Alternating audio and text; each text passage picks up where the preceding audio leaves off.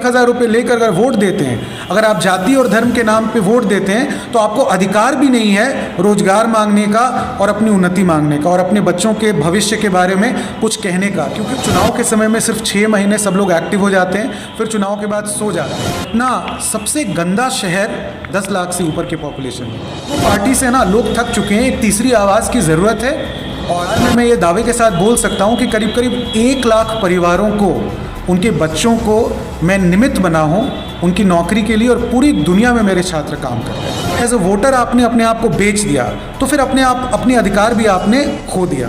इस तरफ कुआं है और दूसरी तरफ खाई है, कोई विकल्प नहीं है जिसको मैं वोट दे सकूं। 40 सालों से हम लोग देख रहे हैं कि हम लोग सबसे निम्न स्तर पे हैं, कोई बदलाव नहीं आ रहा है। शायद मैं ये बदलाव का कारण बनूं। नमस्कार, आप देख रहे हैं हिंदुस्तान न्यूज़ 18 और आपके साथ हूँ अकबर इमाम। आज मैं आपको अपने ख़ास प्रोग्राम शख्सियत में अपने दर्शकों के रूबरू करवाने जा रहा हूँ एक ऐसे शख्स जिन्होंने शिक्षा जगत में काफ़ी नाम कमाया है। उन्होंने स्कूल की शिक्षा पटना के संत कैरेंस से की है और आगे की शिक्षा दीक्षा Indian institute of foreign trade Nai Delhi और ऑक्सफोर्ड यूनिवर्सिटी से करने के बाद अपने हिंदुस्तान के विभिन्न बड़े बड़े शिक्षण संस्थानों में गेस्ट टीचर के रूप में योगदान किया। इन्हें अपने शहर पटना से बेहद लगाव है। आज गिरती हुई राजनीति की हालत को देखते हुए उन्होंने राजनीति में उतरने का मन बनाया है, इसलिए उन्होंने खुद की राजनीति पार्टी बनाई है जिसका नाम है वॉक्स। वॉक्स का मतलब होता है आवाज़, जनता की आवाज़। पटना के बांकीपुर विधानसभा क्षेत्र से चुनाव लड़ने का उन्होंने मन बनाया है। तो आइए इनसे जानते हैं कि पटना के बांकीपुर विधानसभा क्षेत्र को क्यों चुना और क्या करना चाहेंगे अपने क्षेत्र के लिए। मिलते हैं मनीष बरियार जी से।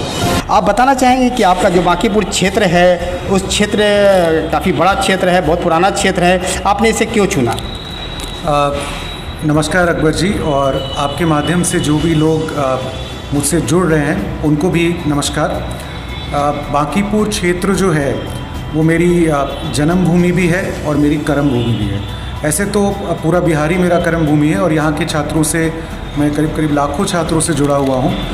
क्योंकि मैं यहाँ का पला बढ़ा हूँ, यही मेरी शिक्षा हुई, तो मेरे लिए तो ये बहुत नेचुरल है कि मैं बांकीपुर क्षेत्र ही अपने लिए कार्य क्षेत्र भी मेरा ये रहा है, उसको मैं चुनूँ।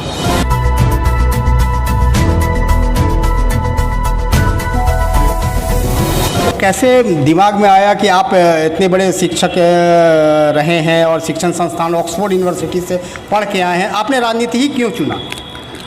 देखिए, शिक्षक जो हैं, जब भी राजनीति का स्तर या जनता में कभी भी आप देखें कि बहुत मुश्किलों का सामना जनता करती है, तो हमेशा से कोई शिक्षक ही आगे बढ़ कर के बदलाव का कारण बना है। चाहे वो बिहार में पहले मगध साम्राज्य में चाणक्य हों या बाद में जा कर के अगर विश्व स्तर पर देखें तो बराक ओबामा हों, कई लोग भारत की राजनीति में भी शिक्षक आगे बढ़ कर के और बदलाव का कारण बने हैं। यहाँ पर अभी लोगों में एक तरह से बदलाव की बहुत आकांक्षा है और लोग, आप बोल सकते हैं कि लोगों के बीच में हाहाकार मचा हुआ है। सब लोग पीड़ित हैं, परेशान हैं, कोई विकल्प नहीं है और कोई सामने नहीं आ रहा था। तो मैं एक शिक्षक के रूप में अपना कर्तव्य मानता हूँ कि मैं आगे बढ़ाऊँ अपने आप को और युवाओं और बाकी सारे लोगों को मैं साथ में जोड़ूँ, जिससे राजनीति की स्तर जो इतना गिर चुका है और हर दिन हम लोग ये देख रहे हैं, इसको कुछ बदला जा सके। और बिहार जो एकदम सबसे नीचे स्तर पे आ चुका है और पिछले 30-40 सालों से हम लोग देख रहे हैं कि हम लोग सबसे निम्न स्तर पे हैं, कोई बदलाव नहीं आ रहा है। शायद मैं ये बदलाव का कारण बन रहा हूँ।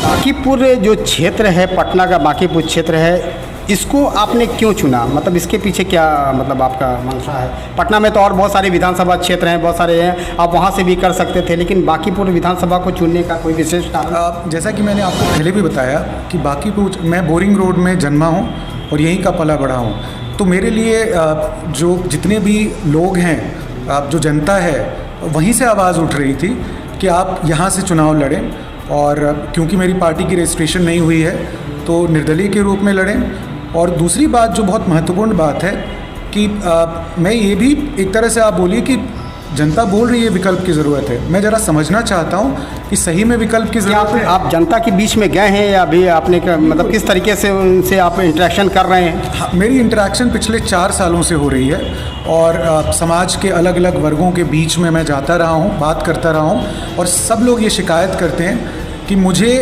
आज की जो सरकार है, एक तरफ गड्ढा है और दूसरी तरफ जो है वो आप बोल सकते हैं एक तरफ कुआं है और दूसरी तरफ खाई है। कोई विकल्प नहीं है जिसको मैं वोट दे सकूं।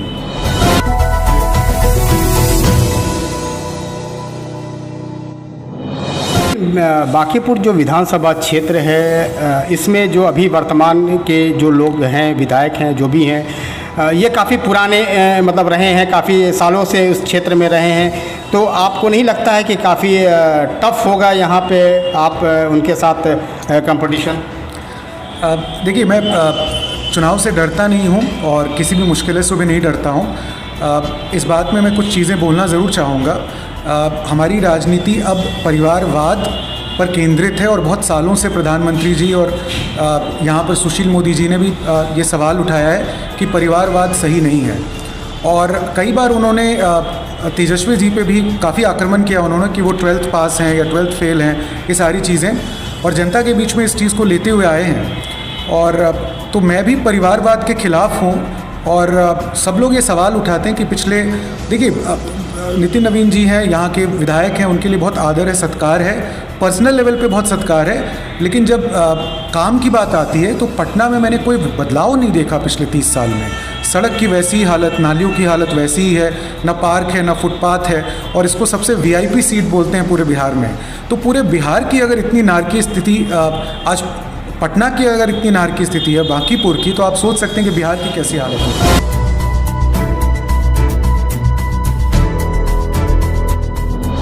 आपका क्या एजेंडा होगा इस बार अपने क्षेत्र के लिए, अपने जनता के लिए आप क्या एजेंडा लेकर के आएंगे? विधायक के तौर पर जो भी मेरी रिस्पॉन्सिबिलिटीज़ है मैं उसको अच्छी तरह से निभाऊंगा। अब जैसे आप देख लें, रोज़गार के लिए हमारे विधायक ने कुछ भी नहीं किया और आज वो काफ़ी घोषणाएं जैसे मुख्यमंत्री और प्रधानमंत्री कर रहे हैं, वो भी काफ़ी डेली मैं देखता हूँ कि वो जो है हर दिन कुछ न कुछ शिलान्यास कर रहे हैं। तो पिछले 15 सालों से कहाँ, हर बार चुनाव के समय में सिर्फ 6 महीने सब लोग एक्टिव हो जाते हैं, फिर चुनाव के बाद सो जाते हैं। तो सबसे बड़ा बदलाव जो मैं लाऊंगा कि 5 साल तक मुझे लोग देख सकते हैं, समझ सकते हैं और मैं अपने कामों को सीधे जनता के साथ संवाद के थ्रू उनकी बातों को समझूंगा और काम करूंगा। सवाल उठाता हूं यहाँ के विधायक जी से कि पटना सबसे गंदा शहर 10 लाख से ऊपर के पॉपुलेशन में, किसकी जिम्मेवारी है? उनकी ही जिम्मेवारी है। तो उनकी जिम्मेवारी अपनी जिम्मेवारी लेनी चाहिए। कोई भी विधायक कैसे जनता के पास वापस जा सकता है ये तमगा लेकर के कि हाँ मैं ऐसा विधायक हूँ जिसका शहर पूरे देश में सबसे गंदा है। हर साल ये सर्वे होता है, हर साल हम सबसे गंदा शहर के रूप में आते हैं। तो अगर मैंने ये भी कर लिया और इस पर आंदोलन छेड़ दिया और पटना थोड़ा साफ हो जाए, प्रदूषण रहित हो जाए, तो मुझे लगता है मैंने अपना काम कर दिया। कोई व्यवसायी की बात नहीं करता, क्या वो एग्जिस्ट नहीं करते हमारे समाज में? बिजनेसमैन की कोई बात नहीं करता, मिडिल क्लास नौकरी पेशा लोगों की कोई बात नहीं करता। मैं उनकी आवाज़ भी बन के आऊँगा। बदलाव की ज़रूरत है, लोग थक चुके हैं, ये दोनों पार्टी से ना लोग थक चुके हैं, एक तीसरी आवाज़ की ज़रूरत है। और अगर जनता का मेरे तरफ झुकाव रहा और मैं उनसे विनती भी करता हूँ तो शायद बिहार में मैं बदलाव लेकर आ सकूँ।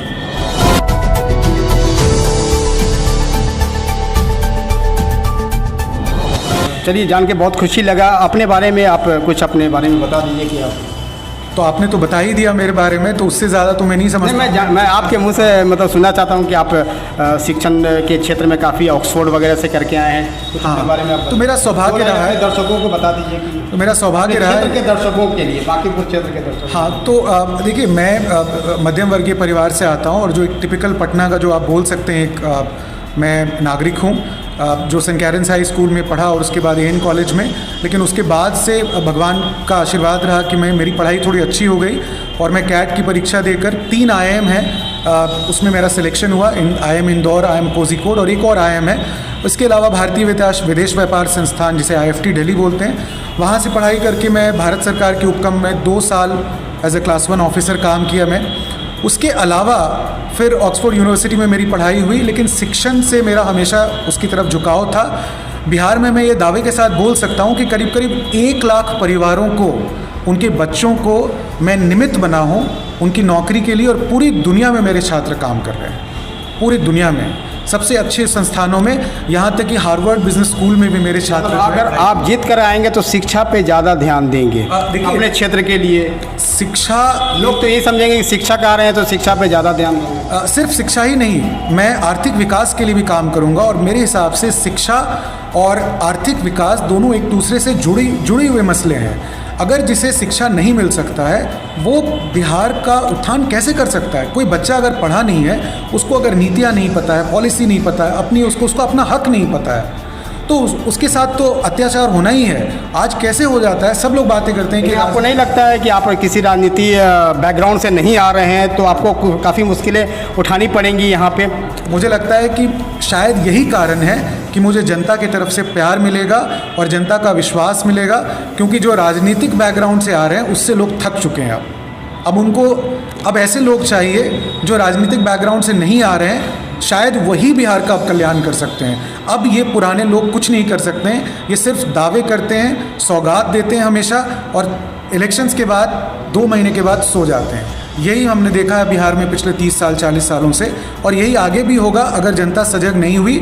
और 1000 रुपये लेकर अगर वोट देते हैं, अगर आप जाति और धर्म के नाम पे वोट देते हैं, तो आपको अधिकार भी नहीं है रोजगार मांगने का और अपनी उन्नति मांगने का और अपने बच्चों के भविष्य के बारे में कुछ कहने का, क्योंकि 1000 रुपये लेकर अगर उन्होंने वोट देना जब तक बंद नहीं करेंगे तब तक यही होगा। और मैं आपके माध्यम से कहना चाहता हूँ कि अगर आप उसी समय अगर आप एज ए वोटर आपने अपने आप को बेच दिया, तो फिर अपने अधिकार भी आपने खो दिया। शायद इसी कारण से बिहार की इतनी दुर्गति हुई है। चलिए, बहुत खुशी हुई हमारे मनीष जी से मुलाकात करके। इन्होंने बहुत सारी बात बताई है कि अगर ये राजनीति में आते हैं तो ये बहुत सारी ऐसे कार्य करेंगे जो आज तक कभी हुआ नहीं अपने क्षेत्र के लिए। और एक शिक्षक होने के नाते इन्होंने जिस तरीके से इन्होंने शिक्षा दीक्षा ग्रहण की है, तो लगता है कि काफ़ी बदलाव इस बार राजनीति में देखने को मिलेगी। आगे देखते हैं कि इनका राजनीति सफ़र कितना कामयाब होता है, ये आने वाले वक्त में पता चलेगा। कैमरामैन मिथिलेश कुमार के साथ मैं अकबर इमाम, हिंदुस्तान न्यूज़ 18। अगर आपको हमारा चैनल पसंद आए तो इसे लाइक, सब्सक्राइब और शेयर ज़रूर करें। धन्यवाद।